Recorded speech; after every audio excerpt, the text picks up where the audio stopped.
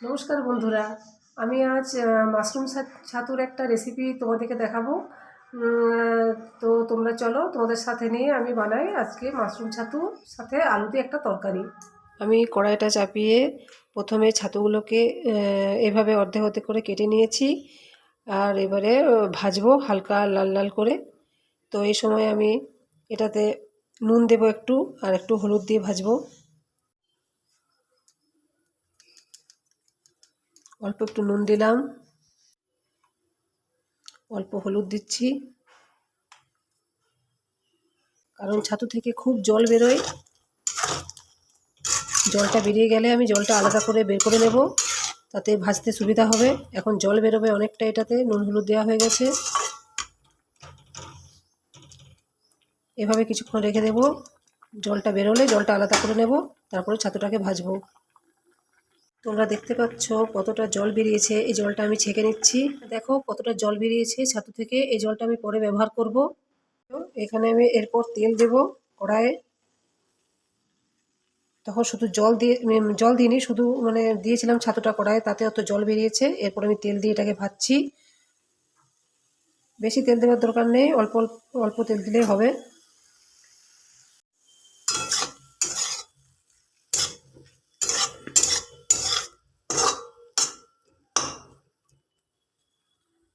লাল লাল করে ভেজে নিতে হবে এটা।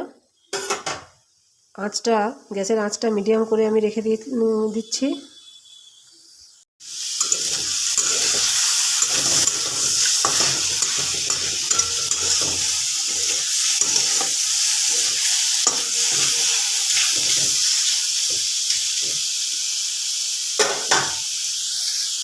দেখো কেমন লাল লাল ভাজা হয়ে গেছে। এরপর এটাকে আমি তুলে রেখে দেব।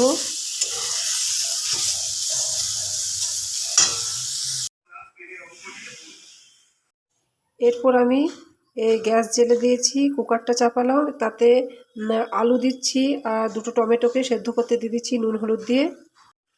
এরকম সাইজের দুটো টমেটো দিয়ে দিলাম, একসাথে সেদ্ধ করতে দিয়ে দিচ্ছি। এখন অল্প নুন দিচ্ছি আর অল্প হলুদ দেব।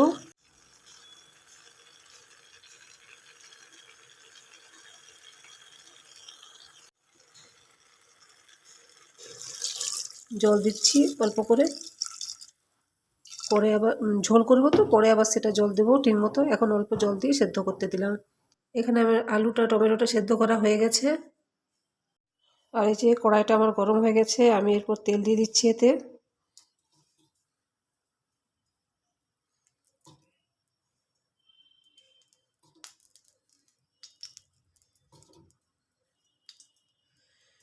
আমি খুব একটা তেলে রান্না করি না, তো অল্প তেলেই রান্না করি। যদি তোমাদের ইচ্ছে হয় তো আরেকটু তেল বেশি দিতে পারো।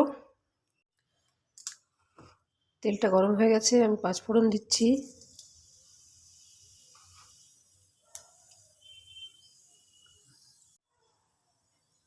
তেলের মধ্যে হিং দিয়ে দিচ্ছি।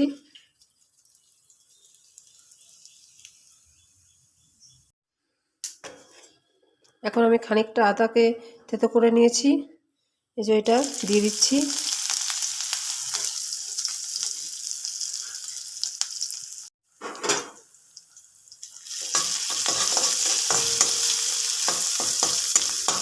আদাটা একটু লাল লাল হয়ে গেলে আমি এতে টমেটো দিয়ে দেবো, সেদ্ধ করা টমেটোটা। এখানে আমি দুটো টমেটো নিয়েছিলাম, দিয়ে দিলাম।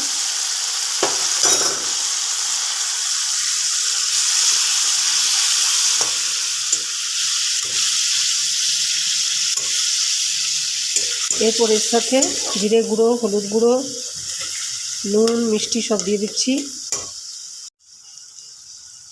হলুদ দিচ্ছি, জিরে গুঁড়ো দিয়ে দিচ্ছি 2 চামচের মতো, এই ছোটো চামচটায়।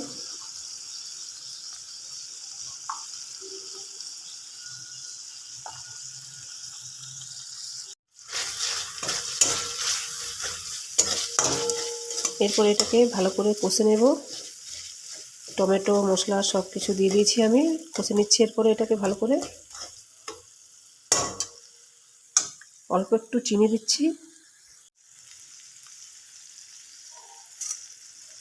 অল্প করে চিনি দিচ্ছি।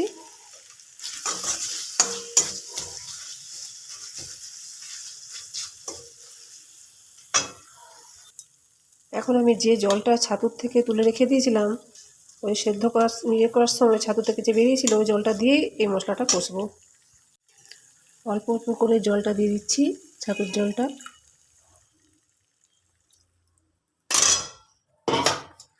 গ্যাসটা বাড়ালাম।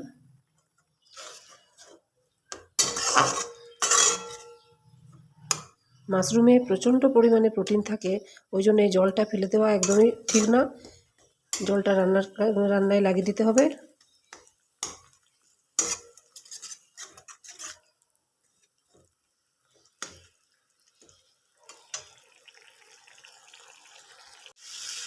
নুন দিচ্ছি কিছুটা।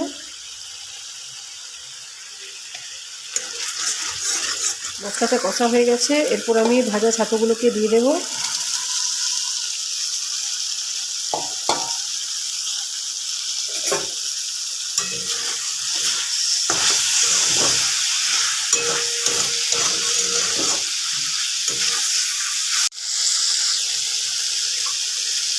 এখন সেদ্ধ করা আলুটাও দিয়ে দিচ্ছি আমি।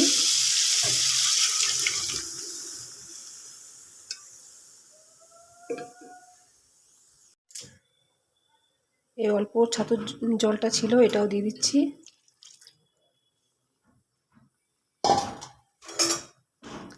দিয়ে ভালো করে নেড়ে নিতে হবে। এরপর এটাকে আমি কিছুক্ষণ ফুটতে দেব।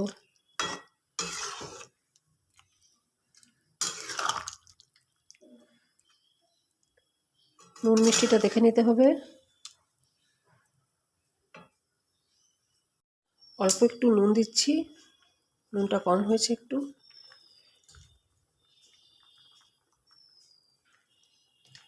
আর এই দুটো লঙ্কাকে চিড়ে আমি দিয়ে দিলাম, অল্প ঝাল বেরোবে।